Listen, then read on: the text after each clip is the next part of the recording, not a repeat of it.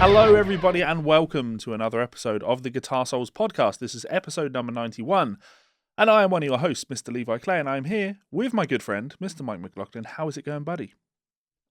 Rather tired, Levi, and I'm sure you're the same. I know that we both spoke before this, that this is the kind of sleepy episode, so I'm getting my coffee on with my 700 litre mug.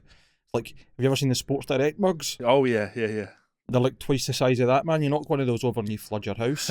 But yeah, just having some coffee, just chilling. Had a very exciting weekend. I've had a few weeks of crazy turmoil. Not crazy turmoil, things growing arms and legs when it didn't need to.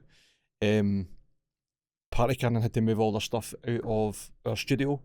And this has been kind of weeks and weeks of trying to get it sorted. Levi knows the story, but for the interest of anybody that's listening, long story short, Party Cannon have an industrial unit that we hire, or that we rent, sorry, that is a studio. It's all fitted out, soundproofed. It's got a room for the desk and a computer, etc. And unfortunately, there was no power to the site from the 19th of December. So for nearly 4 weeks, we haven't had access to it, and our concern was that equipment was going to start getting cold and damp and damaged, because although I don't know if we spoke about it in the podcast, the weather here has been abysmal for the last couple of weeks. Like super cold, -10 some mornings, which it does happen in Scotland, but I think nobody really talks about how wind chill's a big factor.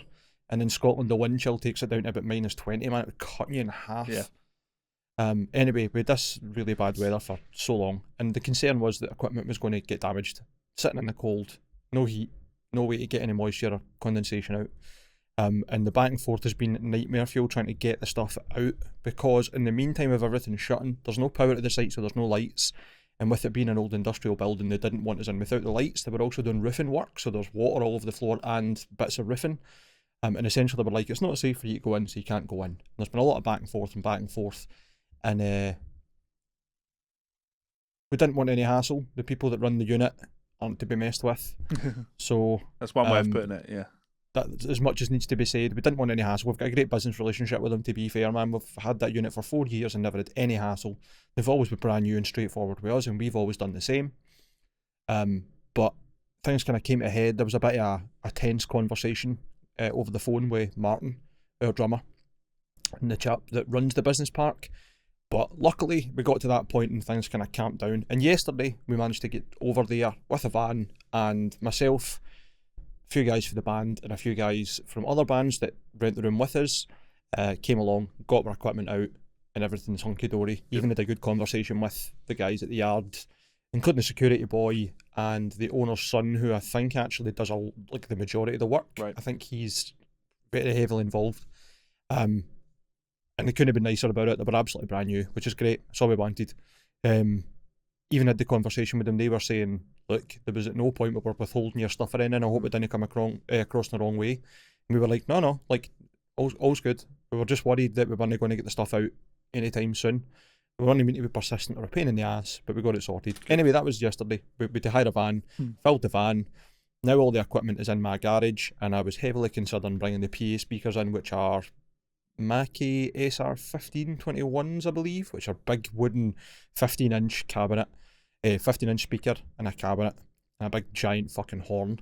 Active, they're like 1,000 watts each. Yeah. I was actually considering setting them up in the living room next to the TV and plugging it in for Nancy coming home, being like, look, I got a new sound system. Might watch a concert. But it would have been a bit loud. Yeah, just a bit. That's just a bit. That's a pain, but, not being able to get into rehearse and do stuff. I know it's getting in the way of things. Totally. The bigger pain was just that, for me anyway, I've spent the last couple of months, while lockdown's been lax, getting bits of equipment that I had into the studio to turn it into a place where we could record. Yeah. Like, I bought a really good mixer. I bought a Snake off a friend. For anybody that doesn't know what a Snake is, a multi-core. It's in like 24 inputs, 8 outputs, with a box at one end with all the sockets, and the other end's got the jacks on it, or XLRs, as it were. But I had that routed through the wall, up through and into the room, and it was starting to really take shape, and I never got a chance to record on it. So all the stuff's out, it's in my garage. But things are good. How are you? Tired, as pointed out. I made the foolish decision last night. I posted on Instagram, had a meeting with Kiko, to check over the no gravity transcriptions, and that went a lot longer than expected. We were on for about 2 hours, making sure everything was perfect. And that guy's That's a good thing, though. Oh, absolutely, yeah. I'm happy that we did it. His attention to detail is incredible.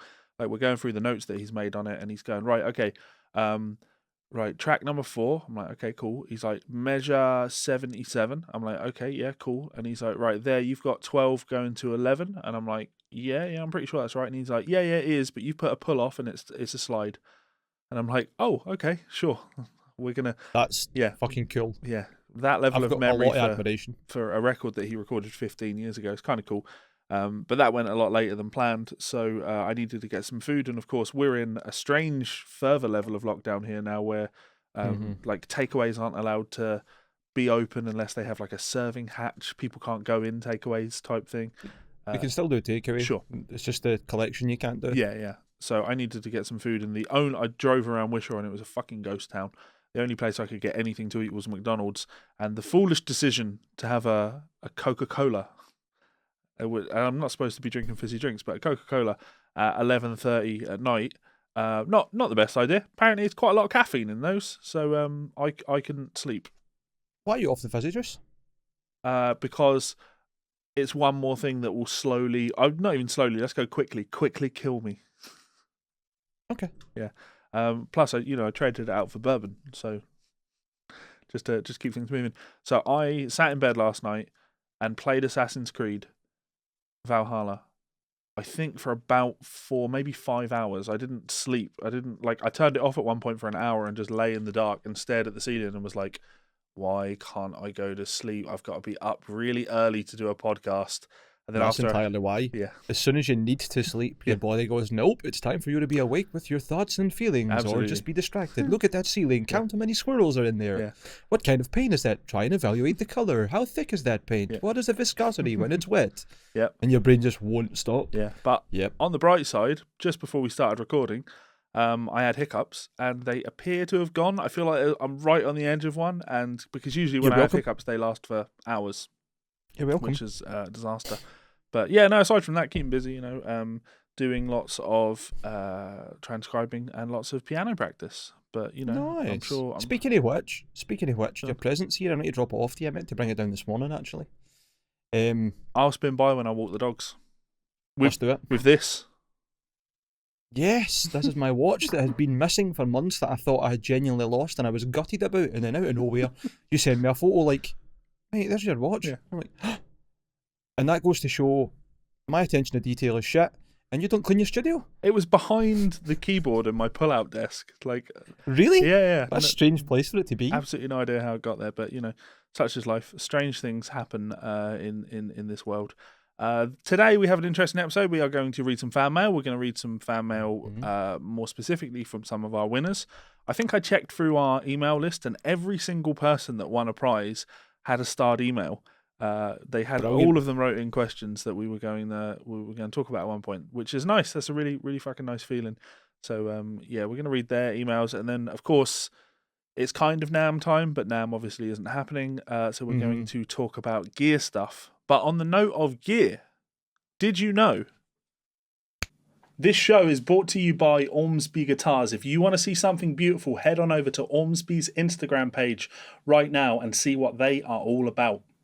OMSBY Guitars have been at the cutting edge of guitar design innovation since Perry started the company way back in 2003. Since then, the brand has gone on to be one of the #1 brands associated with Australia and modern guitar design. Aside from having one of the most ridiculous custom shops in the market today and a dedicated team that can essentially build you anything that your heart desires, more recently the brand has gained critical acclaim for their runs of custom order guitars manufactured in Korea, shipped to Australia and then sent out through their distributor network. These guitars include incredible designs such as the Hype and the Goliath. If you head on over to OMSBY's website right now and check out the pre-order section, you can pre-order a Goliath Run 14 guitar now for under $1,200. That's an incredible price and an amazing amount of guitar for your money. So, as always, a huge thanks to our friends and family over at OMSBY Guitars. Top geezers. We had a phone call with Perry the other night. He called to ask how the competition had gone and to make sure we were happy with everything. And then revealed, he said, right, send me the guy's shipping information. We'll get it sorted. I'll have the guitar collected from you, and it'll be shipped to wherever he is, which is nice. You know, it's takes a wee financial burden off of us. So thank you very much, Perry. And of course, that's just who Perry is. Nice guy, trying to help out wherever possible. So top geezer. Absolutely. I'm seeing all of the pictures coming through of all the Red Dead. The V's and the Metal X's. It's just V's and Metal X's. Lots of Red Dead stuff. Check out the Red Dead finish, because it was that Red Dead finish when they announced that run of guitars that made me say, "Oh, I'd totally take a Goliath in Red Dead. Is that something you'll make at one point?" And Perry was like, "I'll make you a Goliath in Red Dead if you want. Well, I'll just refinish one in Red Dead for you." And I'm like, "Oh my god, yes, please, thank you very much." So all of the Red Dead stuff is available. They have some stuff in their store, a bunch of guitars. If you want to go and check them out, go and check out their Reverb page, check out their website, and grab a deal, grab a beautiful guitar. Actually, to be honest, I'm most in love with the Red Dead hype. It's just something else. Oh, aye. I was having a chat with Brian, Brian Moore, sure, the AR guy for OMSBY. And nothing set in stone, nothing even really spoke about, but there is chat of potentially a custom shop. Oh man, I'm going to have to start saving some pennies here. Need it in my life, man. I feel like, I could be wrong, what's that guitar on that stand behind you? Is that a 7-string that I can see back there? Where? In my room? Is that? Do you have a wee 7-string over there, Mike? It seems that Mike has... Oh, look at that. Gorgeous 7-string. Yeah. This was so for the competition, Perry sent us over 2 guitars, one that we got to give away, and one for me and Mike to fight over. So I say fight over, we sat down and there was no real fight. I picked it up, I played it, I went, "This is really nice. You can have it, Mike." And he's like, "Well, no, like, it's a shared custody thing. You want me to just look after it?" I was like, No. It is my gift to you, sir. Enjoy it. It is a beautiful instrument. No. It really is, man. Like, I'm blown out the water by it. You know yourself, I'm not a 7-string player. I've always had my 6s and then just tuned them down and had heavier strings to compensate, which is partly why I love the OMSBY so much. Obviously, having the fan frets, the extended range gives you that extra tension on the low end, especially when you're tuning down to like B. Yeah. But this guitar is something else, man. Like, I've never gelled with a 7-string. I've never really felt I've had time to gel with a 7-string or enjoyed it. But this thing's fucking unbelievable, man. I was playing it, funnily enough, right? And I'm going to be really soppy here. I realised just how much Nancy is my soulmate last night when, for the first time in a wee while, I picked my guitar up and I was playing and stuff. And what was I playing? I was playing along to something. It might have been Megadeth or whatever. And she went, "I've not heard you playing any thrash in a while." I was like, no, I don't really play much these days. And she's like, "What's your favourite band in the Big Four?" And then she went, "Mine's is Megadeth by far." And I was like, oh my god. No, mate, this is awkward. She's now my soulmate as well. So a woman of taste, a woman of culture. I like this. So she's like, "What's your favourite Megadeth song?" And I was like, "I don't actually know, man." So I ended up sitting playing like loads of songs. I played Holy Wars, played Tornado of Souls, played Ashes in Your Mouth, I played Sweat and Bullets because that's Nancy's favourite. I was considering playing Tour Le Monde, but I don't know, man. See, ever since that version with Christina Scabia came out, I just can't do it. That's kind of cute. I like it. It was cool, man. It was really nice because it was like, I'm actually playing guitar and enjoying it. Yeah. Rather than it being like just for practicing. You know what I mean? So that was really cool. Yeah, I really like that. I'm considering doing a YouTube series with Melissa because it's like your thing, but the polar opposite. Because of course she's not a metal girl, a rock girl at all. No experience of it whatsoever. Just doesn't know anything about the bands, the genres. Like I did some recording stuff for someone this week, and I had to record a couple of Sabbath tunes, and I was playing them. And she was like, "Yeah, no, I have no idea. I have no idea who this is." I was like, "You don't know anything about Black Sabbath?" She's like, "No, never. I've heard of them, but I've not listened to any of their music, etc." And I was like, I've okay, heard of them. allow me to sit here and show you some Sabbath tunes. And I showed her obviously some of the earlier Aussie stuff, and then some of the Dio era stuff, and immediately she's like, oh yeah, okay, that's he's a great singer. And then I went, okay, well, let's check out some of his stuff. Wait. Melissa's never gave Dio a listen. No, well, this is the funny thing. It turned out she had, because I went, okay, let me show you some more of his stuff. So I went over to check out some of the Dio stuff, and she was like, oh yeah, Ronnie James Dio, he's an incredible vocalist.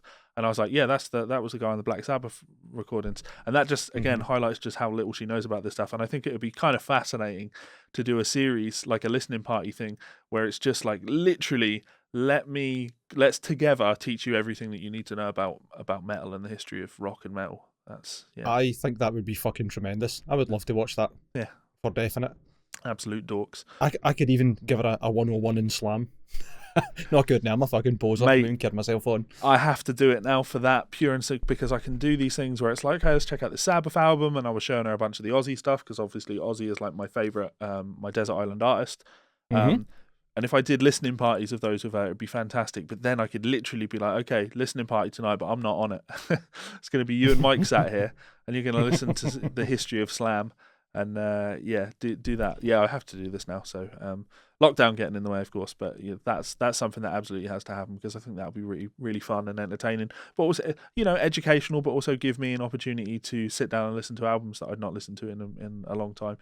I think on top of that, Melissa's going to find a lot of vocalists or even melodic bands that she's never heard before that she'd probably appreciate. Like, I think she would like, is it Stardust was the band that you and Tom Wonder were talking about? Big shout to Tom. Lovely guy. Was it the Unemployed podcast that he was doing, or the Unemployed Files tapes? Unemployment tapes? I can't remember the name of the series he was doing. It's because it's shocking. It really Sorry, is Tom. was doing, isn't it? I mean, Tom's a very busy man. I mean, to be fair, man, he's just bought and moved house. Oh, yeah. Of course he's going to have a bit of interruption, Again, congrats to Tom. Fucking champion. What a guy. Yeah. What a guy. Can't wait to hang out with you again for the second time ever. Still feel like fucking brothers for across the sea. Yeah. Aye. So, Stardust was one of the albums that you put on, and you were like, this is like Scar Symmetry, but also a wee bit more different, a wee bit like Nightwish, etc. And then you've got Scar Symmetry. Yeah. That obviously Melissa can get into, and there's I'm trying to think what other kind of bands have got really good vocals. I know that you weren't big on the Sordid Pink album, because obviously Melissa having the masters in songwriting was she didn't even hear that. It was me. Oh, okay. Yeah, right. I listened to it, and her usual criticism of things that she listens to, it clearly had rubbed off on me, and that was the first thing that popped into my mind. I was like, what is this? What is this really about? And yeah. If I had any suggestion of even just like one song that goes into the prog metal category of incredible vocals for me, is A Trace of Blood by... Fuck me, my brain's not working at all this morning. That'd be one for your voice. Pain of Salvation. Pain of Salvation. Pain of Salvation. Yeah. Sorry, and it's off the album Remedy Lane. Lyrics in that are beautiful, also incredibly hard to listen to. But like in a good way. It's a really weird album, but it's great. It's really raw, but again in a really good way. Anyway, sorry, I'm totally going off topic. No, here. totally good. Nearly 20 minutes in, and we haven't even spoke about anything yet. So, except obviously handsome and lovely Perry. I only found out at the start of this podcast that Perry was going to be shipping that guitar out. So Austin, you lucky boy.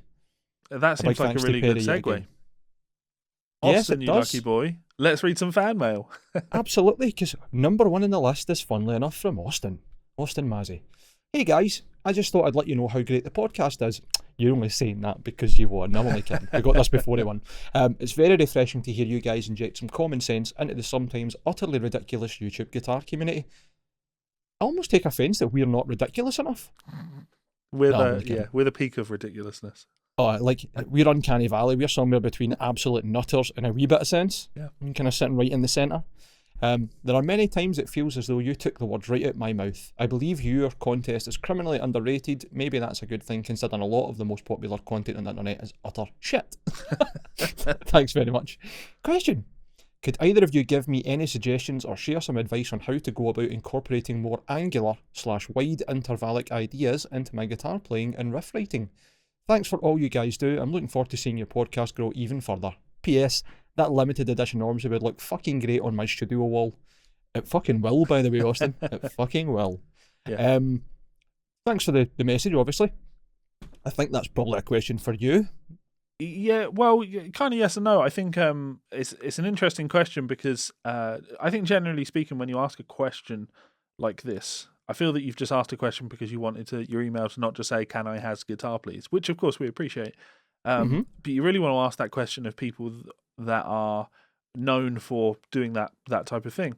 And in terms of influences, more angular and wide intervallic things are just not part of my vocabulary. I'm so influenced by like the swing and bebop sound. So my concepts, the way I play is very traditional in terms of the melodic contour of things. It's arpeggios and it's connecting arpeggios with scales.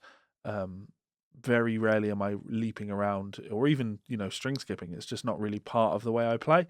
But my answer to that is like learning vocabulary is about having influence. So you need to listen to players, or you need to certainly be able to list off players that have some of these more angular and wide intervallic ideas that you talk about. The only guy that really comes into that category for me, and he is one of my favourite players to be fair, is Carvahayan, who I'm a huge fan of.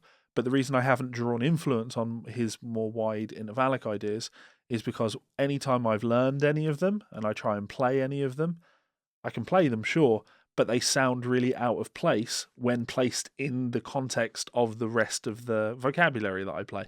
So they don't sit really well for me, but certainly like there are plenty of guys out there that do some of these more wide intervallic ideas. It really depends like who it is that you're listening to. That's going to impact how you're going to bring those ideas into your playing. So we'd really need to know a little bit more, like who it is that you're actually listen to. Any players that you can think of, Mike, that have more of an angular, more wide, a stretchy, large intervallic leaps in the way they play, things that sound disjointed, even atonal music, things like that. Frederick Thorndahl kind of jumps to mind with his lead playing because he's like almost so out the box because he's so Alan Holdsworth inspired. Per Nielsen sometimes does it. He's really good at going even between octaves and then maybe changing by like a semitone rather than it just being a full octave jump. And because it's such a theory heavy question, it's really hard for me to think about exactly what it is that's being asked, if you know what I mean. I get what you're saying though. Paul Gilbert, when you were mentioning string skipping, was kind of one of the ones that jumped to my mind, or like somebody like Daniel Guittardo. Thinking about what was the name of that song? The one that the competition one. Cardiology. Cardiology. That's the very one, and that's fucking something else. But on a completely different level.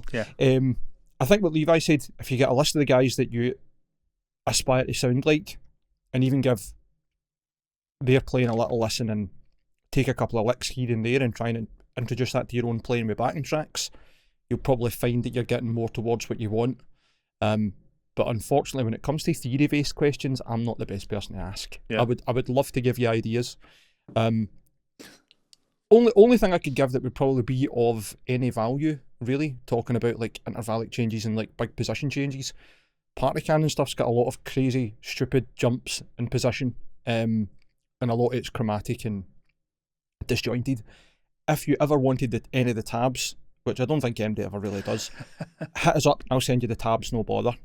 Like I said, it's not because I think MD should be learning the party cannon stuff, probably don't want to. There's a lot of fucking nonsense in there, but there's also some riffs in there where you'll be like, oh shit, that's cool. And like some of the riffs in the earlier party cannon stuff that Chris wrote have like inspiration from Charlie Parker bass lines and just like really obscurely you were going to go obscurely obscure. Nearly. Like it's like quoting players that don't fit the genre in an obscure way that make it fit. And Chris is quite good at that. Sure. But if that would help you, I'd be more than happy to do that. We've got some wild position changes at times. But as Levi said, I think the best thing for you to do is to have a look at who you're talking about, which players you're looking to be like, and kind of go for there, evaluate based on those players. I can certainly I think can't give you a better answer. I can certainly think of like a couple of guys, the more modern jazz influenced guys like the Kurt Rosenwinkels of the world. He has some wider leaps in his playing, and they sound disjointed to me, which makes it not appealing. But I think the king of that is Brian Baker.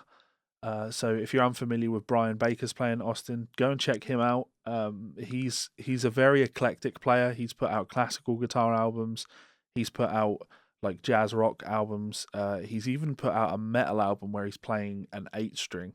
And he's got this really cool, so it's not for me in terms of its sound, but I totally appreciate what he's doing.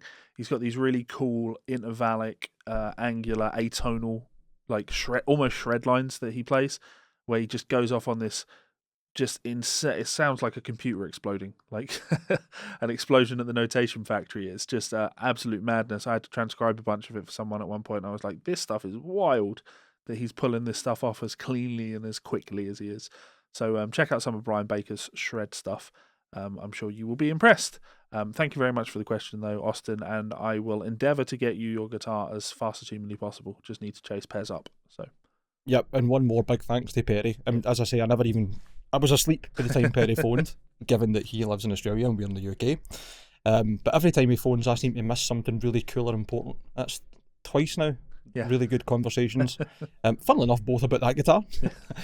But aye, big thanks to Perry for just being class. It's the only way I can really describe him.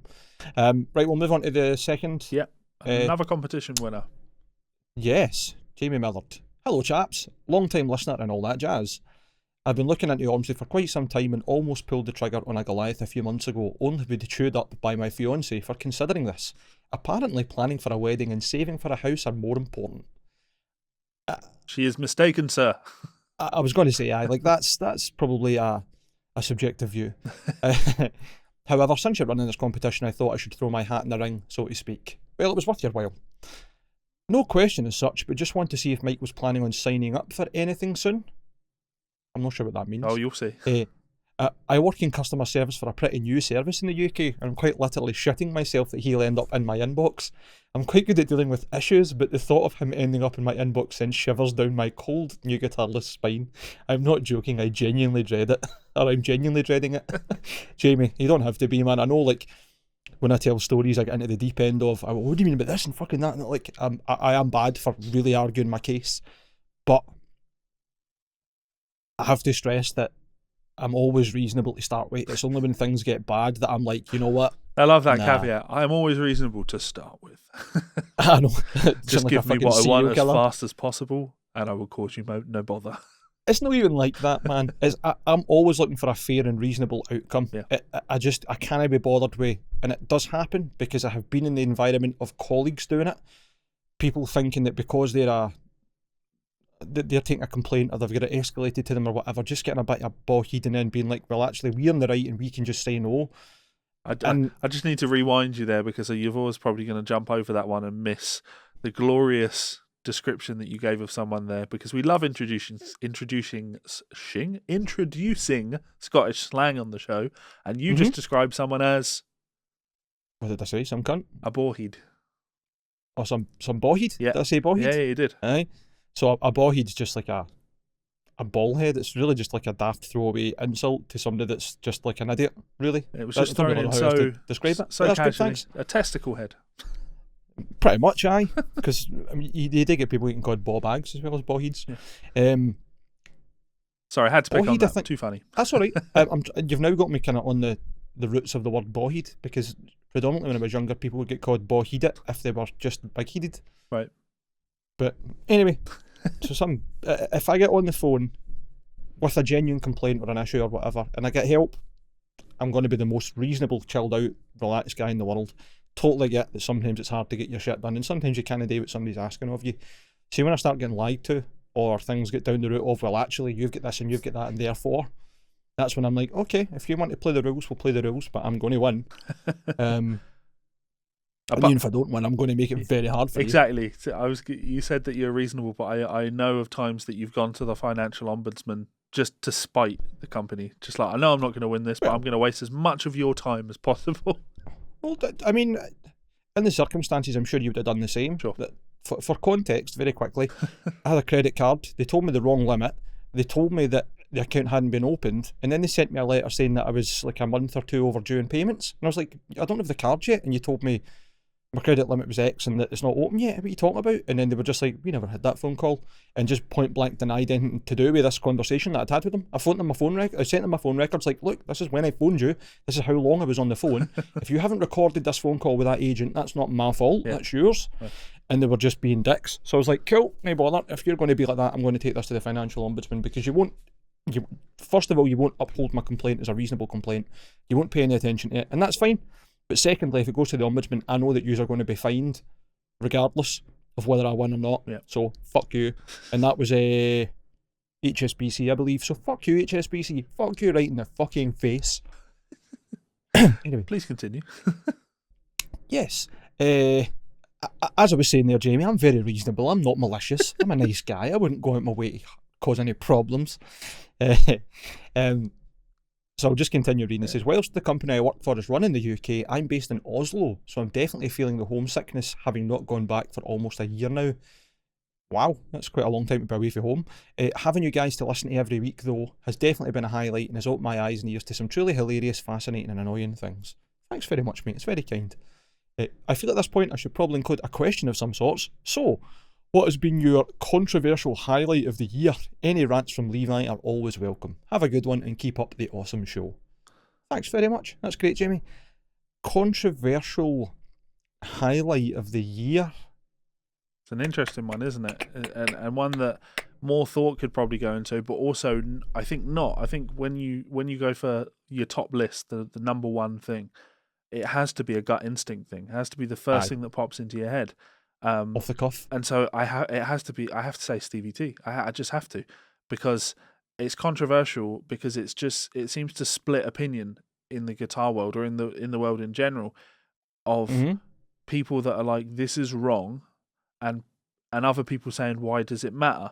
And in that respect, I think what the drama surrounding SteveT over the last year or so has it might appear bigger to me than it actually is, because I have a video on it. Therefore, I get abusive messages most days from children raging that I've said something mean about legitimate children. Yeah, so you said something mean about the person I really like, so you're an asshole. And it's like, hang on a minute. I made the video because the person you like said mean things about people. So if I'm an asshole, then surely I'm also right, and the person that I made a video about is an asshole. By virtue, yep. Yeah. But Caelan's videos on SteveT have been fantastic, and it's nice seeing, people's feet held to the fire and be held accountable for things. When I make a video like that, I don't expect to really make any massive change. If I influence one person, if one person thinks about what I've said on something and then changes their mind, then it was worth the conversation, if you know what I mean. And I certainly know there have been people that have done that and have said, yeah, you know what, I'd never really thought about it, but actually he's doing some pretty shitty things at the moment, so I've unsubscribed.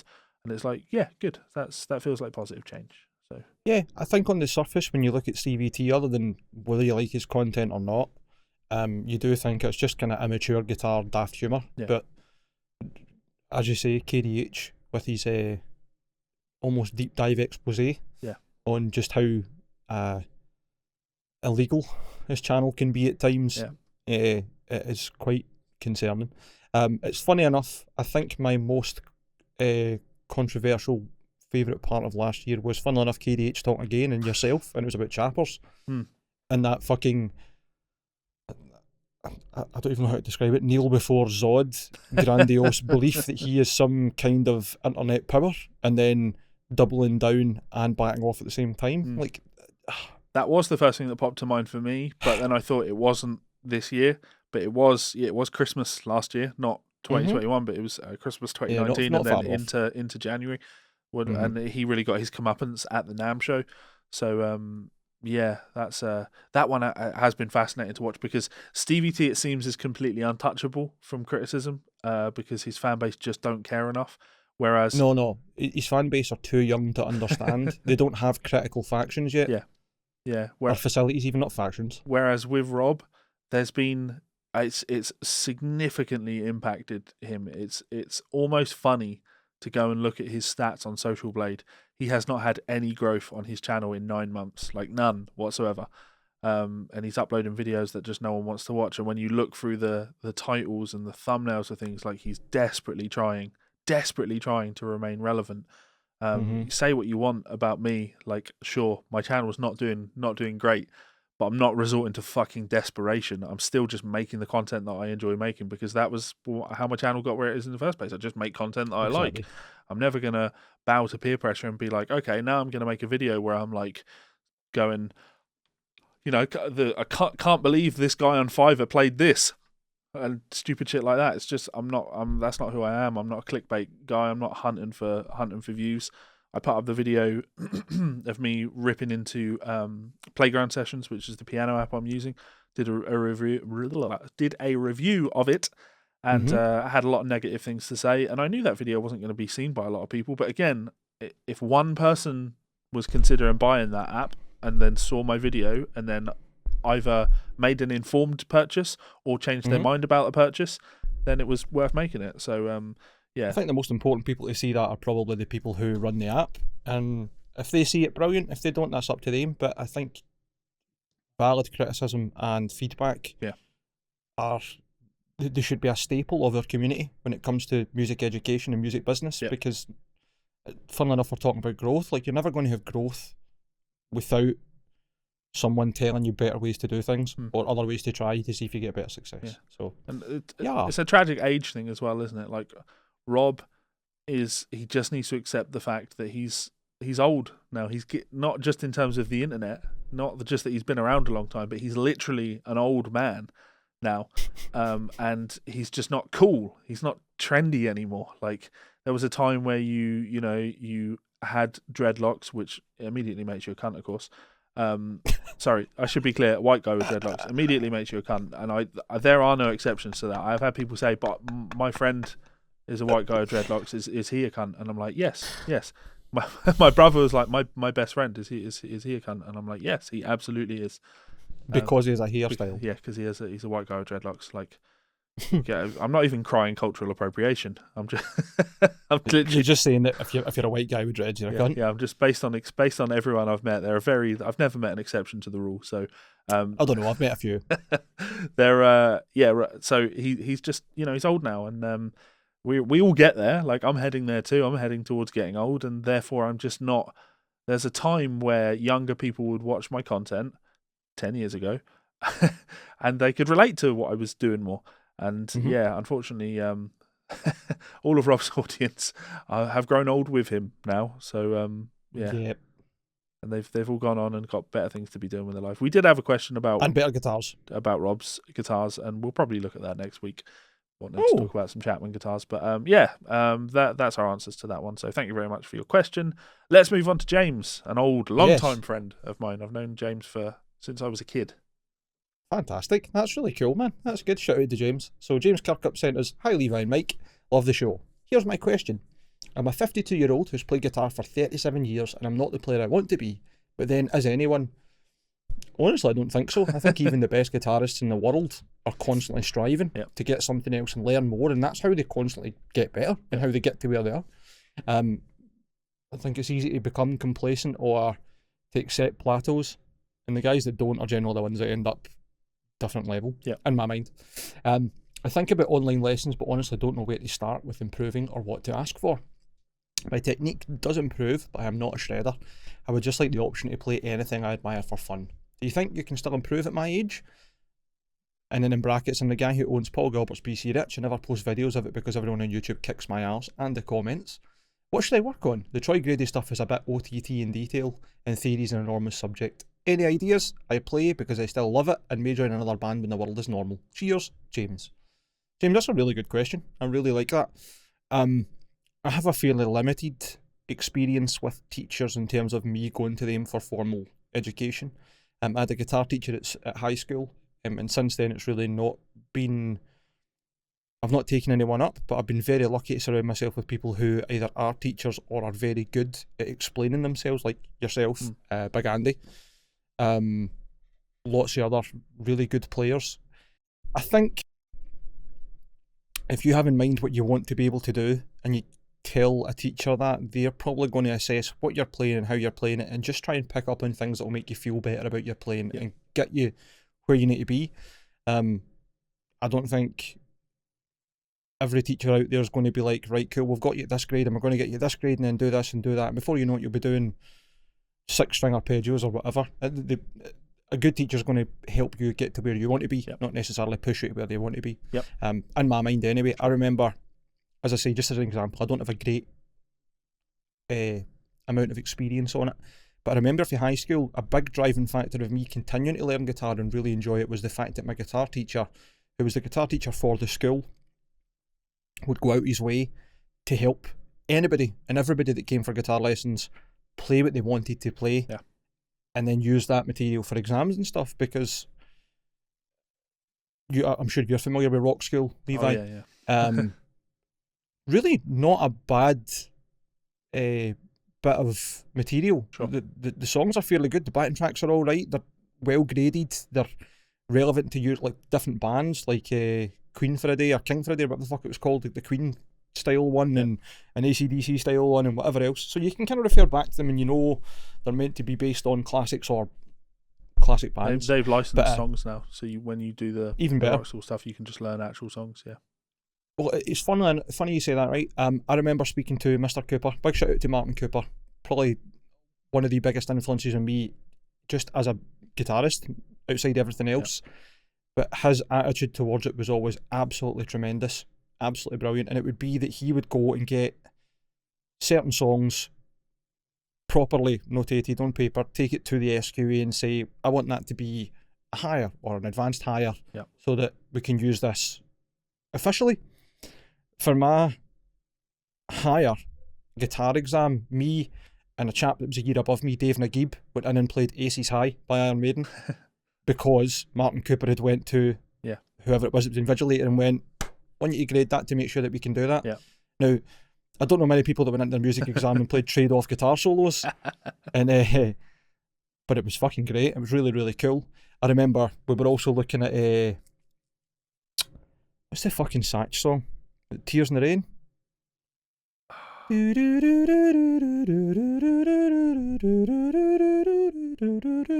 I'm just smiling really because we've got the Guitar Souls bingo. What, me singing a song? Endless Rain? I want to say Endless Rain.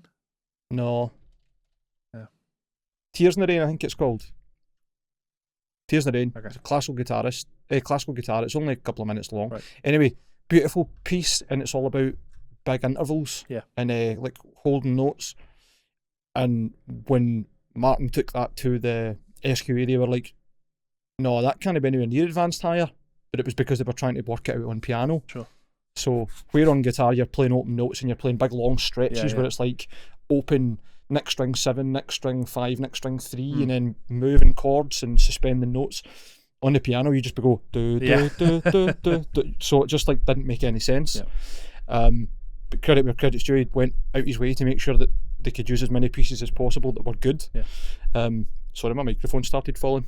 Give me 2 seconds to fix it. That's all good. I'll talk. I'll answer your question, James. You are never too old to improve. Most of my students are younger guys now, but I do have a fair few students that are certainly older. I see one guy who I believe he's 60 now. I see him every week, and the improvement that I have seen in his playing over the last couple of years is just incredible. Like he's a changed man, a totally different player, because we focused on the things that he wants to learn, and we've really drilled down on getting him where he wants to be. And interestingly, as he's developed, our destination has changed a little bit. He's taken interest in a different area, and we've gone off on that little tangent. And he's becoming really quite proficient at the kind of Chet Atkins thing now, which is kind of cool. But to reference guys that you're into, you should know that like Paul Gilbert's a great example. That's a man who has developed and learned and improved. I don't want to say improved actually, because I think he was better when he was younger, but he's taken an interest in something different and he's gone out and learned that thing. He's become a considerably more proficient blues player. He's absolutely learned to play slide later on in life. We never saw him play slide early on, and now he doesn't put the damn thing down. It's just slide, slide, slide. And again, Paul. yeah. Well, although it's not my cup of tea, like I have to tip my hat to him and say he has done it. He went and studied with Barrett Tagliarino. I'm sure it's Barrett Tagliarino. Barrett somebody or other. Tagliarino maybe sounds a bit close to spaghetti, pasta. But you're not getting that. But Barrett, yeah, he studied with Barrett. There are enough learning resources out there for you to go and do the things that you want to do, mate. You don't need to go for... I know I'm a big fan of the Troy Grady stuff, but you're absolutely right. It's super OTT in detail.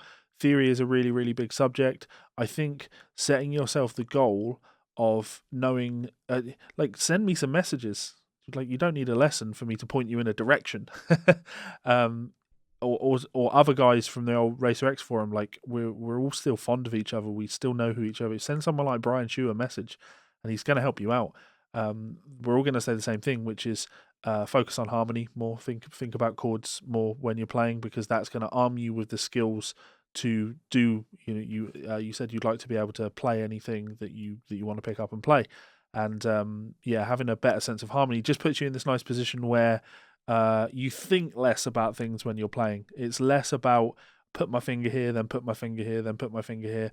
To me, those three pieces of information have just been boiled down to one piece of information, which is E major. There's just one thing I have to remember. So when I learn a song, it doesn't matter how many changes there are in there, how many chords there are. I'm not thinking in terms of like all these voicings that I play, and I'm now not even thinking of these specific chords. I'm literally just thinking in terms of function, in terms of numbers. The Nashville numbering system, if you like.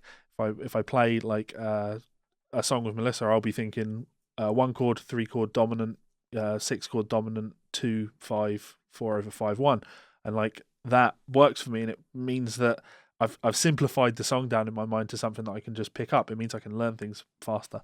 So I can point you in the direction of things that you want to, where you want to go, mate. But I just need to know a few more of the things that you're guys that you're actually listening to that you would be into. So yeah, that's it. Levi beat me to it and saying, speak to Levi. Like of all the teachers and learning materials that are out there and resources that you've got, if you're friends with Levi, he's a man to ask. Really, he is. 2 other things. I don't think your age is a significant contributing factor to your ability to learn.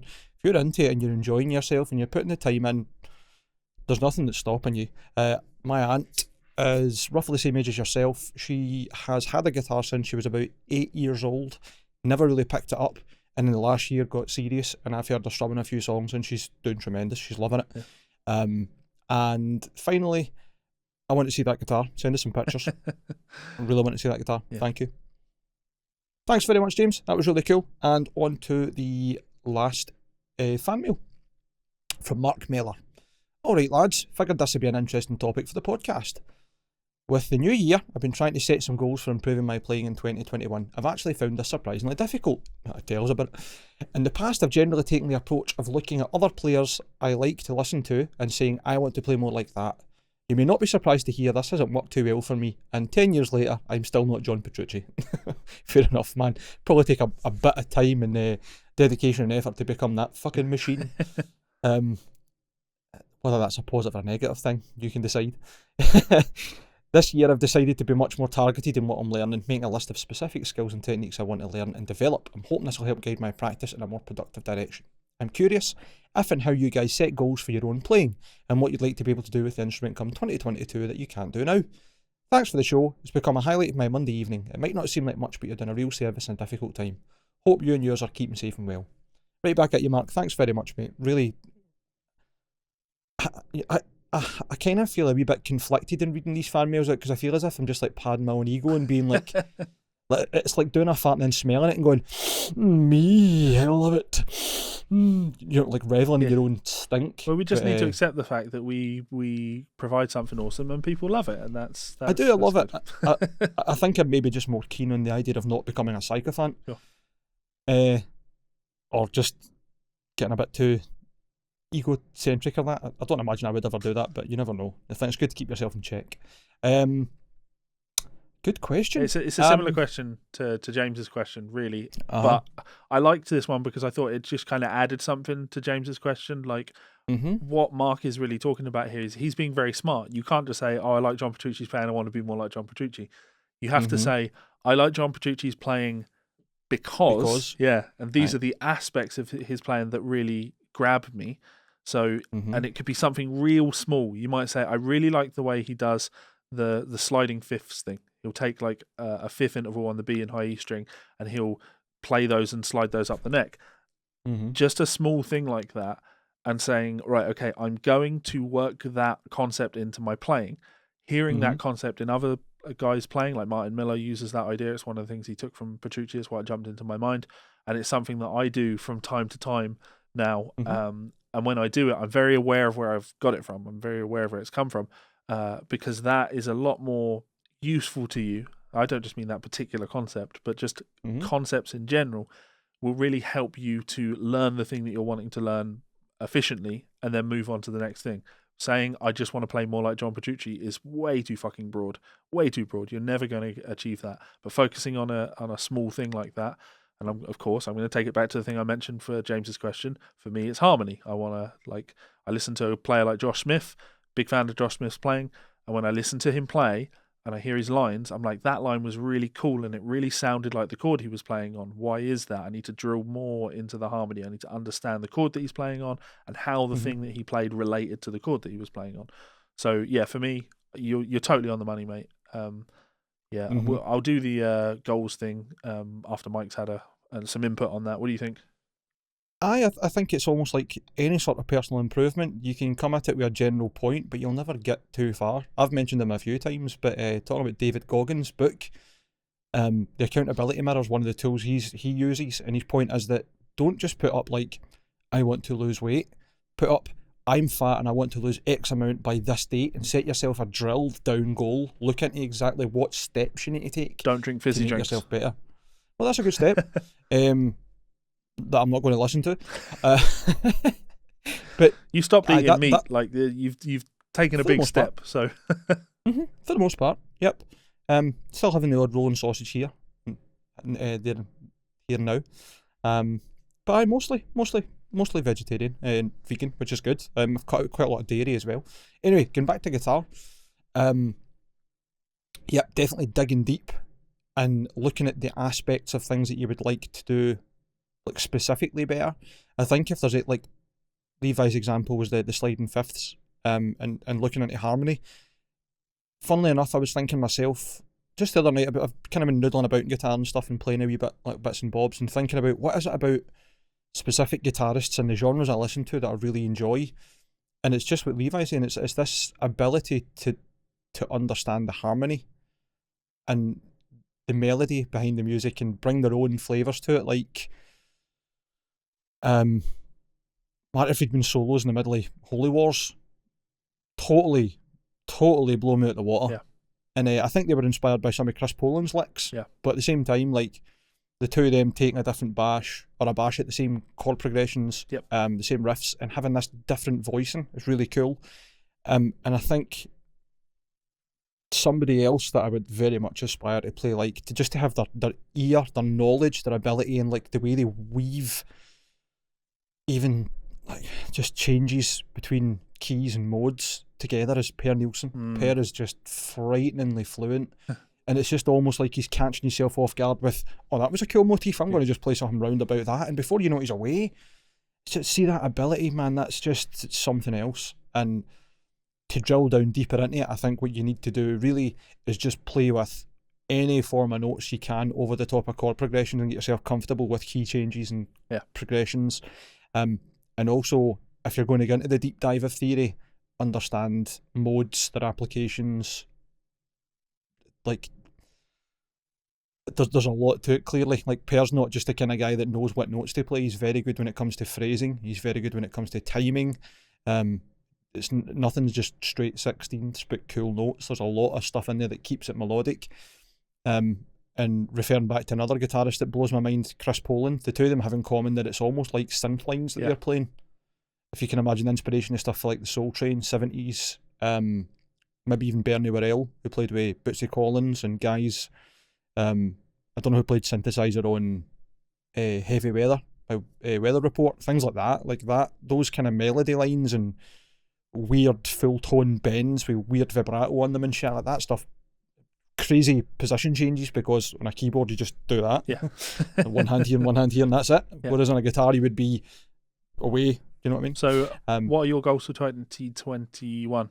We're in 2021. Be able to play the party can and stuff more fluently. No, genuinely, I'd like to actually get myself into a better position of writing some stuff as well. I've not written a lot in the last couple of years. I've kind of been in guitar limbo. So it'd be nice. I've been having a lot of, thinking a lot about riffs and having ideas, but it seems to be when I'm away for guitar, and then when I pick it up, I'm just playing the same familiar stuff. Yeah. So I'm trying to break through that wall personally. That, I think, is my plateau at the moment, is taking what I hear in my head and finding a way to put it into my playing and then potentially recording stuff. Yep. Because I have ideas for music all the time, and I can't help it. But I never ever managed to find the way to put it down that I would like to. Yep. So maybe I'm going to work on that. What about you? What you got? What's your goals? Piano. We all knew that. It's not a guitar goal, of course, but still music and it has an influence in your playing as well. Yeah, it inspires me to actually practice in a way that I've not practiced on guitar in years. I could give you all these guitar goals that I just know I'm not going to get around to. I would love to spend the year playing bluegrass because I love it as a genre. I would love to spend the rest of my life playing gypsy jazz because I love it. But it's just realistically, it's just not going to happen because I don't want to say that I don't have the time, but I don't have the time. If I'm finding time to play piano, it's a real. I need to delve deeper into that internally as to why it is that I can find time to play piano, but I can't find time to really study the gypsy jazz thing in the way that I'd really, really want to. I think the answer to it is probably that progress on the piano is faster because I'm a complete beginner, whereas I'm already a very proficient guitar player. So progress for gypsy jazz is slower, and it also means undoing a lot of the technique things that I have as part of my regular playing. But sorry, what were you going to say there? I was just going to kind of touch on what you're saying there. Kind of leads into that. I think the difficulty levels will make a difference. Yep. Obviously, being a proficient musician and a transcriber, you know motifs. You can usually suss out what the next notes are going to be, and timing's fairly well. I would hope. I've heard you playing, and your timing's good, but it becomes intrinsic. You know what I mean? Yeah. Whereas something like gypsy jazz is such an advanced and specialised genre music to get into. I think that's the kind of thing you would have to spend hours almost going Troy Grady on it and dissecting exactly that kind of stuff. Like he's using a felt pick there. Like I know you've had the felt picks when you've got the big gypsy jazz acoustic, and getting that really shrill tone and being super clear and starting in certain places. And I know with jazz it's really big on basically playing other phrases and quoting other musicians. I don't know if gypsy jazz is much the same, but yeah, they do that. But for my very limited understanding and input to it, when I worked in Magnum Sound the first time, and Bill worked there, or owned it rather, one of his friends used to come in, and he was a gypsy jazzer, and sometimes it would be like he'd bring a DVD to the shop. At one point we had DVDs and a DVD player because they had instructional DVDs. And I remember George bringing this one in and being like, you need to see this video, this is incredible. And it's 3 guys sitting playing gypsy jazz. One of them was playing on a cardboard box with a leather jacket over it, playing drums. Yeah. And it was like it was like a band. It was mad. Yeah. 3 people, 2 guitarists in a box with a leather jacket on it.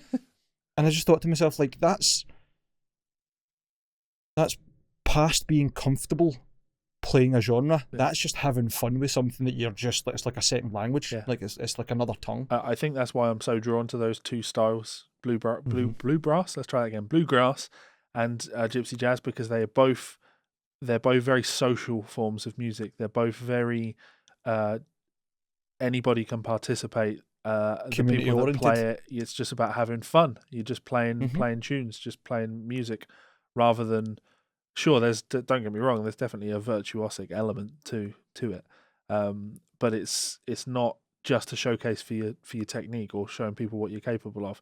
It's using what you've got to play something in the moment. And I'm really into improvisation, and yeah, they're both just styles that really appeal to me. So I'd love to do more of that, but Cool. I just I don't have the time. You'll find the time. You always do. Retirement. And Yes. no, I don't think retirement. I think in a year or two you'll be writing a proper gypsy jazz book. Watch our space. Yeah, definitely not, because we have someone writing gypsy jazz books at the publisher now, so that's won't be my space. But Still wouldn't stop you. I'm gonna put myself into it, because I don't know if I've actually ever mentioned this on the podcast. I've obviously mentioned it to you, or at least you know this. But Melissa culturally is Roma. She's Mhm. she comes from that culture, which is why I can post silly things like tarot cards on my Instagram, because she's done me a tarot card reading, because she knows how to properly read tarot cards. Although she knows it's all absolute bunk, she has a vintage set of tarot cards that have been passed down to her. She's really interested in that side of things, obviously, and we've mentioned that she's got a master's in songwriting, but she's looking to go on and do a PhD. And songwriting was initially where she wanted to go, but I've been teasing her about the idea of like folk music and going down the route of traditional Roma music. So and it's something that I know she really wants to do anyway. So I imagine I'm That'd going be to cool. be forced to be spending more time engaging with all of this. Forced. Yeah. For those listening, I'm doing inverted brackets here, commas. Oh no, I've got to Forced. sit and listen to music that That I love. comes out of northern India, goes up through the Eastern European countries, and hearing all of this, the Balkan music and how it all comes together, and all these influences come together. And go on. Is there like microtonal music throughout that then? If it's, you see it came from Asia? In the Is there very parts of that? very very early forms of that Roma music, yeah. At least if you trace Melissa's family back far enough, they come from northern India, and then Right. up through Europe. So there's definitely elements of that and things. So That's cool as fuck. but That'd be really interesting to hear. watch this space. Let's move on. Next year, Yeah. Melissa and Levi's book. I can see it happening. Sorry. Anyway, we're going to right, power we through mentioned- these guitars. Yes, we are. We mentioned So Martin Miller unbelievably earlier, fast. so we'll use that as a segue. Sure. Martin Miller's 7-string signature Ibanez, the MM7. He's put a wee video up of him playing, obviously the prototype, Yeah. but Yeah. oh, I'm posting talk about classy, man. pictures of all of the things that we talk about. Yes. So It's exactly obviously what we're you'd going to expect. fly through this stuff. Yeah. I'm just to put a wee caveat on it, because as Levi said, it's kind of NAMM time. There's not hundreds of stuff out there at the moment. Yeah. Fairly quiet across the music board, but there's a couple of announcements from some lovely brands and some things that we think we'd like to keep an eye on. Martin Miller's 7 being the first thing for me. It was we were having a kind of conversation. You were like, that Martin's predominantly played 6 strings, Yeah. so it's quite cool that he's got a 7-string coming. It's quite interesting, and it'll be interesting to see what he does with it and where it comes from. And I said, well, it's funny you say that. We were talking about the 7-string earlier on that I got, and I was saying I'm not predominantly a 7-string player, but I've found that I've really gravitated towards that and really been enjoying it. Yeah. So maybe Martin and I have something in common in like the other end of the scale, whereas I'm enjoying the fact I've now got a guitar that's in standard plus I've got a low Sure. B. Martin's probably enjoying the fact he's got his guitar that he's used to plus the low Yeah. B. Yeah. You know what I mean? So it's like the same attraction for different The reasons. thing I love about this is I love Martin. Like, Yes. I've known Martin for well over a decade now, and it is a brother to me. I speak to Martin most days, and Martin and I played some computer games together. Yeah. Apparently he's got a Belteria gaming rig. I was telling him he's got a Belteria gaming rig, and what was it, PUBG or maybe DayZ? I can't remember. He's always trying to get me to play on PC, and I'm like, I don't need more distractions when I'm in this room. Thank you very much. No, what you don't need is an excuse to fix your computer. Yeah. Because you're a lazy sod. So All that hardware and nothing to run it with. it makes me really, really happy to see Martin obviously getting the support that he deserves from Ibanez and having a signature model with them. And the thing that I love most about this is, as we pointed out, Martin's known for playing 6-string. He has a couple of 7-strings. He's done a few bits of 7-string things here and there. But what this tells you is that Martin is doing really, really fucking well. and Martin deserves to be doing really well. There's not many people that could essentially say to Ibanez, I quite like the idea of having a 7-string, and them saying, not just saying, cool, we'll send you some 7-strings, but they'll say, well, why don't we make you a 7-string? That's how well his MM1 signature guitar has done, and how popular that guitar has been. It's a beautiful guitar. It's a absolutely super cool guitar. Like, I really, really, really would like one. But going through a divorce and having to buy my wife out of my house has kind of crippled me financially. I shouldn't have even got food last night. I should have just eaten dust. That would have been certainly wouldn't have done me any damage to just eat dust for a while. Out the garden, pretending you're one of the dogs eating the grass. Yeah. I totally agree with what you're saying, and I think this is like, to mention somebody else that's like a good friend of the show, this is like the kind of guitar that Kyle Carrick would go for. I think, you know what I mean? Yeah. Like super strat, stainless steel frets, humbucker, lots of switching options, a really good trem, roasted maple neck, beautiful top. Like, yeah, and as I'm always pointing out this guitar, just highlighting just the level of sway that Martin has over there. This is the only mahogany-bodied AZ that you can buy. There you go. Like when they made everyone else's AZs, or they were giving AZs to people, it was only Martin that had the sway to say, I want a mahogany one.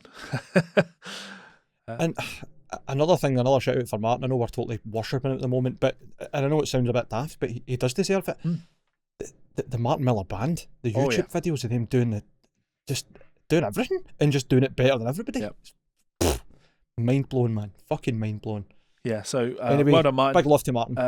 Of course, there have been a lot of comments just recently about this year, last year. I mean, I was saying this 5 years ago, the year of the YouTube signature artist, but Martin has transcended that. It's not like Rick Beato having a signature Gibson, which we've not got a story for, but Rick Beato has a signature Gibson. Like, you can see why. You can see why the Gibson would want to give a good signature guitar to someone like Rick, because he's a massive, massive deal, and he's very influential in terms of his musical education stuff. But Martin, okay, here's the way to put it: you don't pick up a guitar because Rick Beato is playing one. Rick Beato, he's a great mind. Don't get me wrong, he's a great player as well, but he's not known for his great playing. He's known for his great mind. Whereas Martin is one of the best players. He's just such a great player, and he sells guitars. People buy that guitar because it's a cool guitar. So, bravo, absolutely. Martin, bravo. I think even if you weren't a Martin Miller fan, there's nothing about this guitar that's like egregious or obnoxious or off-putting. Spec-wise, it's beautiful. Aesthetically, it's beautiful, and it clearly fits the market because it fits in there with, like, not to be diminutive, but like the higher end super strat type guitars. It fits in perfect, and the fact that it's Ibanez, that kind of lends a lot of strength to it and its reliability and the build quality. Without even saying any more. So, yes, big love to Martin. Good on him. Let's move on to another friend. Mark Lettieri has just debuted, and ties in with Martin as well, because, of course, he done some videos with Martin's band. PRS have debuted a new body shape, the Fiore, Fiore, I'm butchering pronunciation there. Fiore, you're right. PRS signature. Mark You Lettieri, You have not been playing Assassin's Creed if you can't say Fiore. You're lying to me. Well, saying that you're playing Valhalla, yeah, that exactly. makes sense. Which is a strange experience, I would point out, because I'm currently roaming through East Anglia, where I came from. I'm wandering through Colchester and be like, oh, I went to college here. Just imagine you walking about trying to get a hold of a fucking Savaloy. Yeah, so sorry, you're right. PRS with the Fiore, which is the signature model guitar from Mark Lettieri. It's not really to my taste, but I do like it. It reminds me of a Music Man Majesty. Yeah, you know what I mean. I do know what you mean. With the horns. Yeah. Beautiful fretboard. I like the birds, but like with the natural inlay still in them. Yeah. So it's just like the outlines of the birds. It's really classy.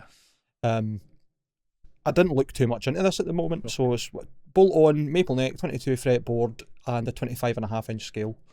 All new body shape for PRS, carved from solid swamp ash, contoured cutaways, obviously, as you see there, PRS in the upper and lower horns.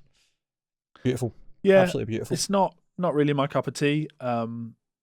Just generally speaking, there's another guitar that I mentioned to Mike that I know is being announced any day now.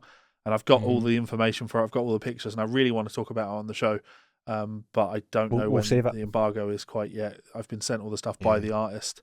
And this is kind of like that. Like, I'm so happy for Mark because he deserves it. Mark's an incredible player. You should go and check out all of his music because he's just astonishing. He's got great touch, great time. I would say with he's the blackest white guy that you can think of on the guitar. You know what I mean? He's just got black time. And I know that's like a goal for anyone in Mark's circles is to right. Because there's just I'm too far out the circle to know what that even means.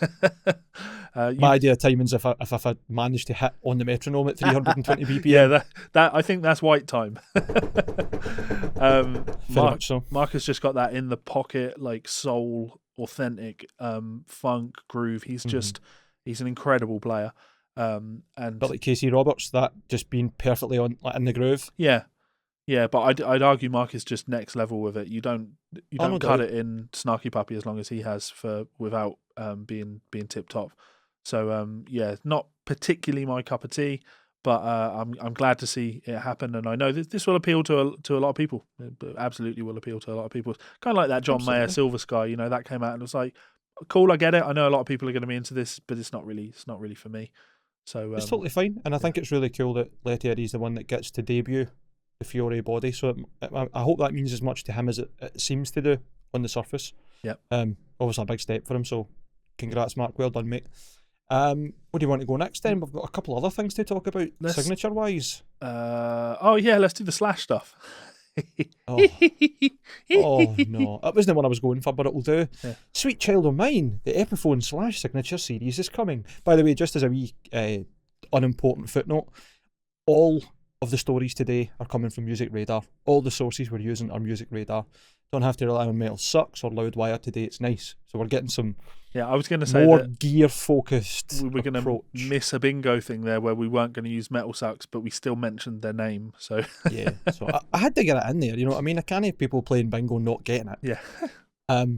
So if one of the biggest gear news stories of 2020 was Gibson's expansive range of Slash signature guitars, 2021 has begun with Epiphone getting in on the act.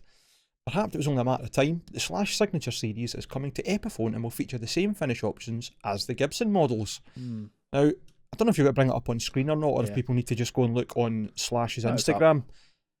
I don't think that's a very good photo for showing off these guitars. No, it's not. At all.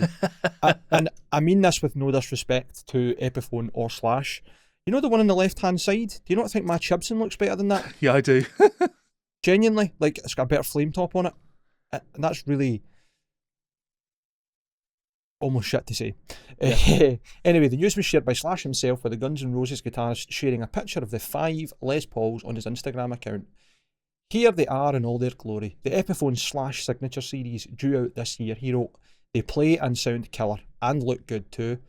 And of course then, I'm sure that's not a biased conversation or comment at all. Yeah. There are no details on specs just yet, but looking at the picture above, it looks like many of those details from the Gibson one have been made to the Epiphone models.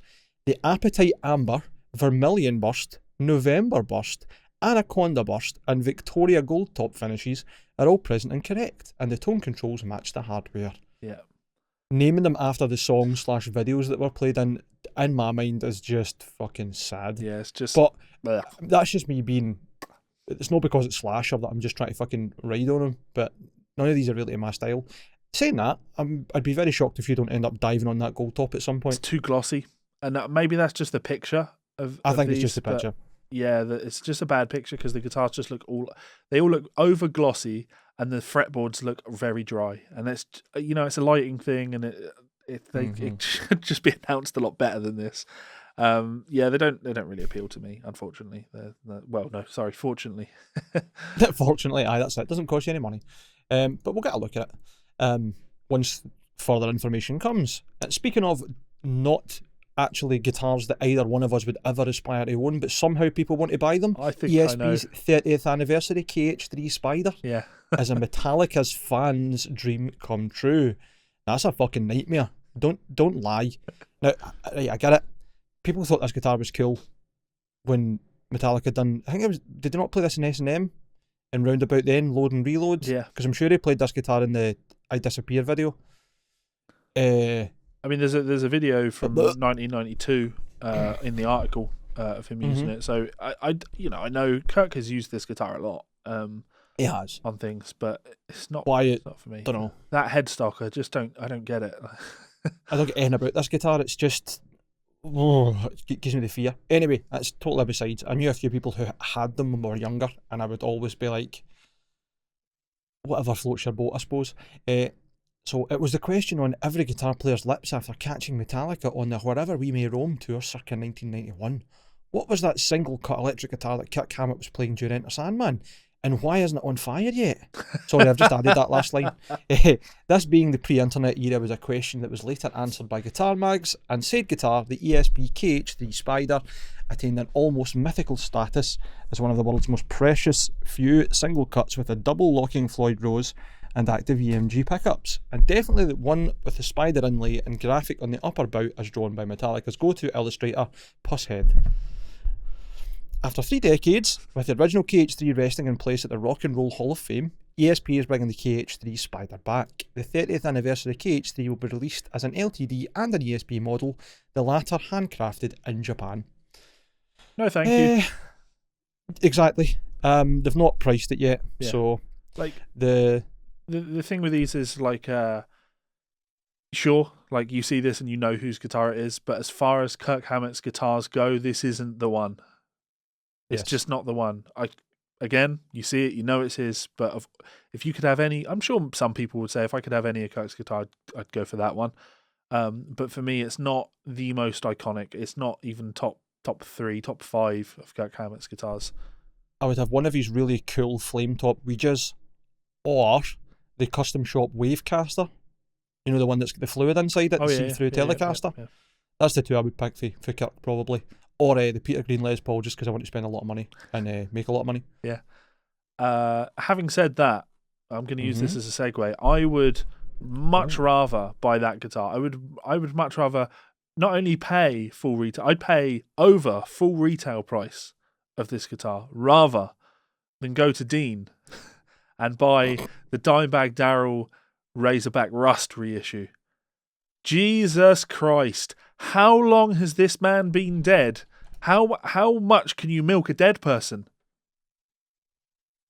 Yeah, it's not great, is it? It's really not great. The return of a previous limited US custom guitar. I think Rockin' Rita's behind this quite a lot. I know that she certainly did for quite a bit of time have a good push on it, and then Dean went to even further lengths as to release the Dime signature amps that were based on the Randalls that he used, but he never actually played any of them. And I know that like Dime's long-term tech was involved and stuff, but come on, man. Yeah. It's like, you know, on The Simpsons, stop, he's already dead. Yeah. It's just that, man. Come on. It's the dream for a company, right? To have someone like Dimebag affiliated with them and be able to release stuff knowing that he'll never, ever, ever be able to move to another company. He'll never be able to change his mind about this gear. Because inevitably, Dave Mustaine changes his mind. Signing Dave Mustaine to whoever he goes with now is a big deal for whoever signs him, but nowhere near as lucrative as signing Dimebag, because you got him for life, all through death as well. Jeez. Well, you've not got him for life, you've got him eternally. Yeah. But it's just... Yeah. I find it very interesting as well. I mean, looking at some of the close-up pictures of this, I think it's cool. Like, it is totally cool, but Dimebag... It's cool in the sense that when you were 13, you wanted a Razorback, and you realised that having a case that size and a guitar so pointy and obviously prone to being smacked to bits, and also not pointy but edgy, gets boring after a while. It's a one-trick pony. Sure. And I get last episode that maybe makes me sound like a hypocrite, because I said you need to have multiple different guitars to do multiple different things. Sure. They're all different tools for your toolbox, or that's at least how I view it. Yeah. This is not a tool I want. Yeah, I'd be interested. This is one of those like fucking big heavy-duty power saws that's got a dildo on the end of it. It doesn't fit in my my toolbox. I don't need it. I'd be interested to have a conversation with, or do a poll among Dimebag fans to see, well, not even Dimebag fans, just the guitar community as a whole, to see where Dimebag Darrell's standing is in terms of public opinion now, because I think that he can't come out and make any comments on his Rebel Flag guitar, you know. And you see those things for sale, and it's a social disaster to own one of those. It's a disaster to try and sell one of those, and he can never disassociate himself from it. And what that inevitably, rightly or wrongly, like this isn't about the right or wrong side of things, but you can never change what opinion that is going to make people form on you publicly. So I think that the worst part about that, just what you're kind of getting at, is that Dimebag couldn't be witness to the discourse change, and either justify himself or change like his perspective on it, or give his opinion on it, or even double down. Like we'll never know. Yeah, because for all the reports I've ever heard, Dimebag was fairly grouchy when he was hungover, but was definitely not a bad guy. He was more than nice to people and very caring and whatever. At least that's all the reports I've heard. Yeah. So I don't imagine it would be out of any badness, or obviously it's completely surface level.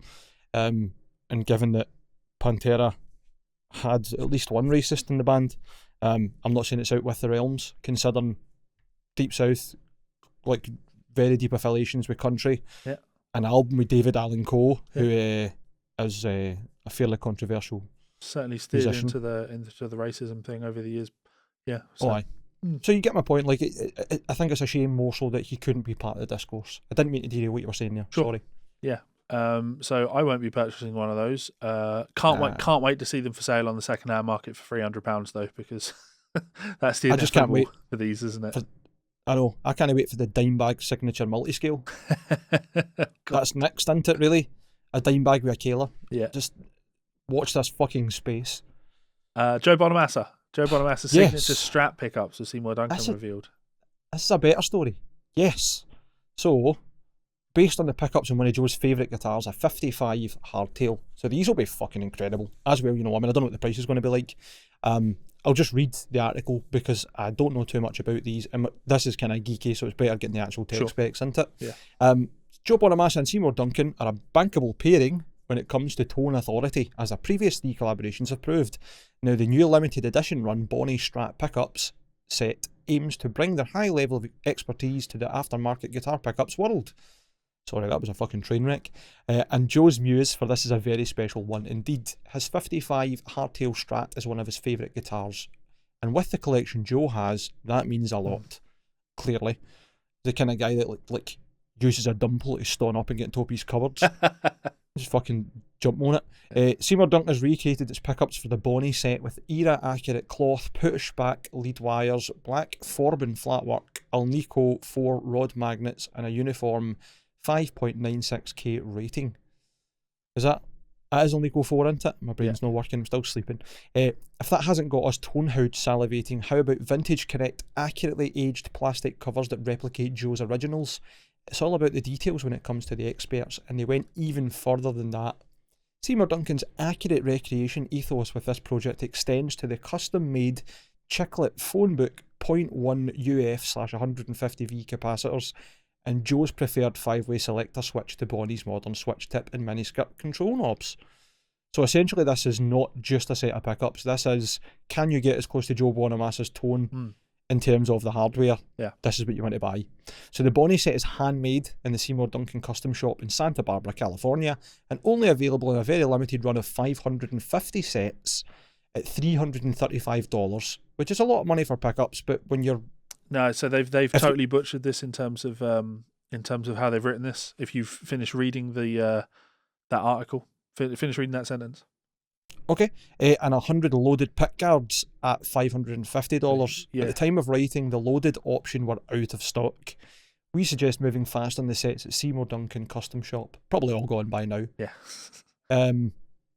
I don't know if they've butchered that. That makes sense to me. Limited run of 550 sets, $335, and 100 loaded pick guards, $500. Like, why is part of it in brackets and like? Sorry, yeah. Sorry, I thought you meant like they've butchered the launch, not the writing. No. No, that's fine. I get you. Sure. I get you. No, totally. It's not written well, but you're right. So there was 550 sets of the pickups alone, which you could wire into your own pick guard in any way you wanted, using any sort of pots, switches, tone capacitors, whatever. And 100 loaded pick guards at $550. Yeah. They probably are very much gone by now. Yeah. I quite like the look of the pickup covers and stuff, look how big the pole pieces are compared to the actual pickup cover, and it looks cool. It's really cool. Joe's an interesting one because, like, love him or hate him, he is a great player. He is. There's just no denying it. He is a great player. He's just overexposed. You know, he has a wonderful collection of guitars. He's got great tone. Like, he knows what he's doing. He is the full shebang. You're just sick of hearing his damn name. Is what I would say. So those are available for his Strat. We actually have. You're going to really enjoy this. We actually have two bits of information about some Fender guitars, don't we? But we certainly do. But you'll remember from last episode.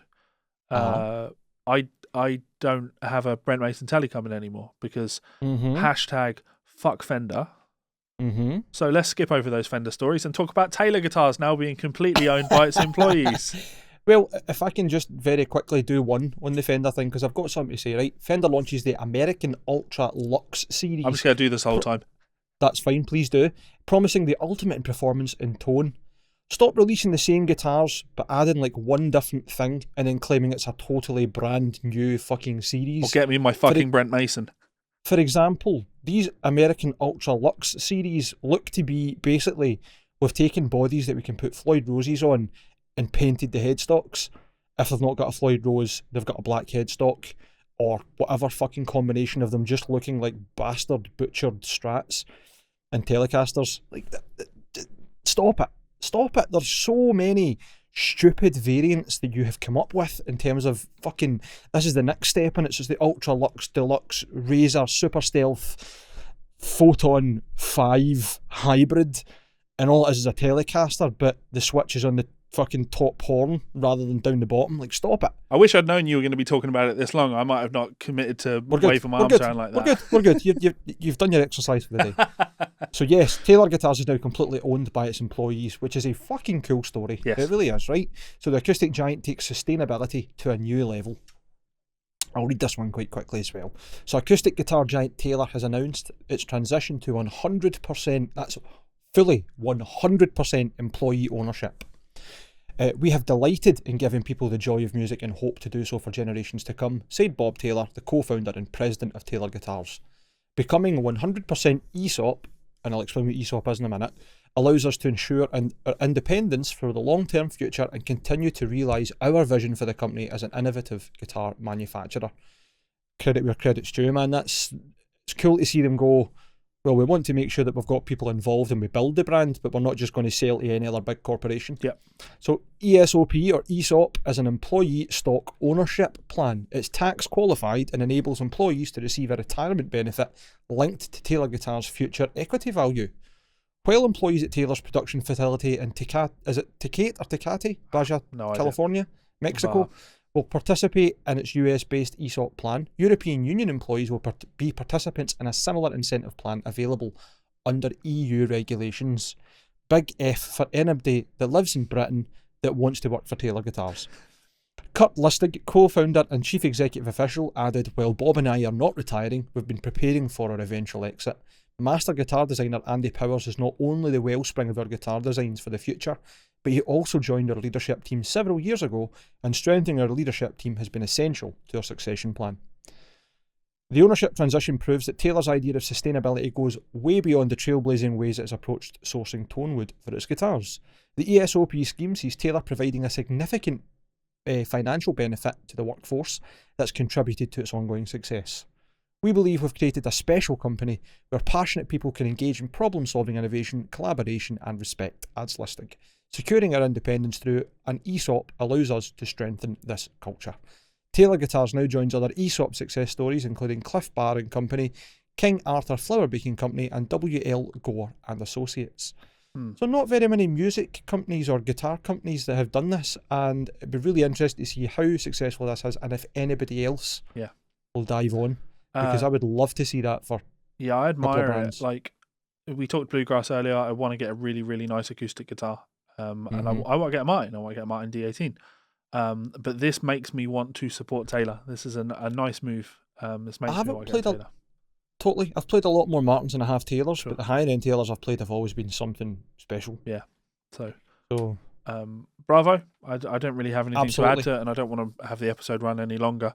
But I think it's just a really nice move on Taylor's part. It's a decent thing to do, and I admire the owners for that, because it would be easy enough to be like, okay, cool, we're going to be moving out of this company soon, so we're going to sell it to somebody and get a massive payout before we go. That's it. Or we're going to pass it on to someone else in the family or whatever. Like, no, they are giving back to the people that have helped get the company where it is and help keep the company where it is. So I think it's such a clever power move, Yeah. because exactly as you put it, the people who have brought the company to be there. So the recognition they had there was Andy Powers, who's the lead master builder, being like, cool, you're the person that's putting the passion into this in terms of building the top end guitars and coming up with designs. Yeah. Who else is better to leave a legacy with than the person that is genuinely crafting it by hand? Yeah, and I love when companies invest in their staff, Sure. man. I love when companies look after people. That's the big fucking political.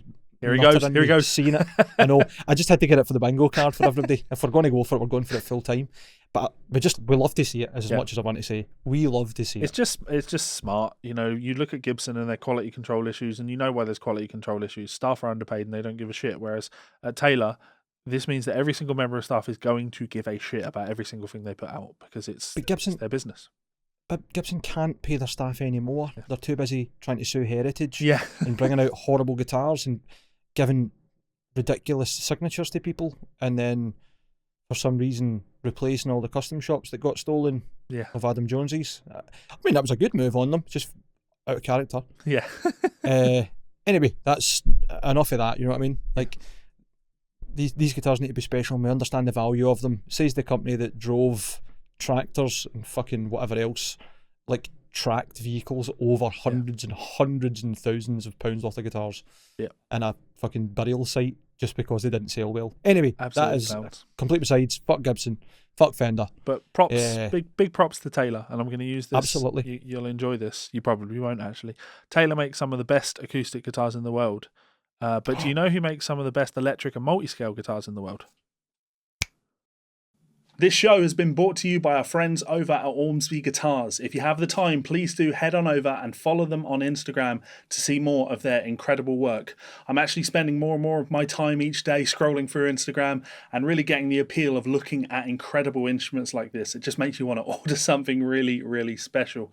Of course, you can always contact them if you want to order a custom shop guitar, or head on over to their website, check out the pre-order section, and get involved on the upcoming Goliath Run 14. Again, one of these guitars can be pre-ordered for as little as $1,200 US. That's an incredible price. That's a lot of guitar for very little money. So if you want something like this in your life, head on over to OMSBYguitars.com and get involved. Thanks so much to OMSBY, and we'll see you for another show soon. Laters. So as always, a massive thank you to our friends and family over at OMSBY Guitars, top geezers, and it brings us great pleasure knowing that we still get to work with them and to send out a stunning Futura to Austin Mazzy. Well done, buddy. So glad that you are getting that. You absolutely deserve it. Our community is absolutely wonderful here. Keep sending us fan mail to GsolesFanMail@gmail.com. And please do go check out OMSBY Guitars on all forms of social media and let them know that we sent you, Mike. And if you haven't got these socials linked already, you're off your nut. You're absolutely mental. I just want to give a wee shout out to Daniel at Dead World Audio, just because he's been helping me out with an amp that I bought from him, trying to get it debugged. A couple of wee things that he's been doing here and there and modding it as well. Obviously, you've got your duality pedal, which he more or less fast-tracked to get you a hold of because he's out of stock. And I just want to say he's a really good guy. Lots of love for him. Go and give his page a wee like and a share. Have a look at the stuff he's doing. He's got a couple of really interesting projects on the way. His Atlas pedal looks like it's going to be something fucking outrageous. And he's got his fingers in more pies than I think people would know about, which he doesn't talk about for various reasons, but you should know that he's probably one of the hardest working people I've ever met. Yeah. I haven't met, but spoken to. And the fact that he goes out his way to try and help me when I've never met him, and us when we're asking him stuff, even just advice, just goes to show that he's a good guy. So I want to make sure we're looking after good guys. If there's anybody out there, when you're sending in fan mail, if you think there's any companies that are worth a shout out or whatever, please send the stuff in. We'd love to be spreading the word community-wise about friends of the show and people that we'd love to make good relationships with. Doesn't have to be a business relationship, doesn't have to be mutual like gain.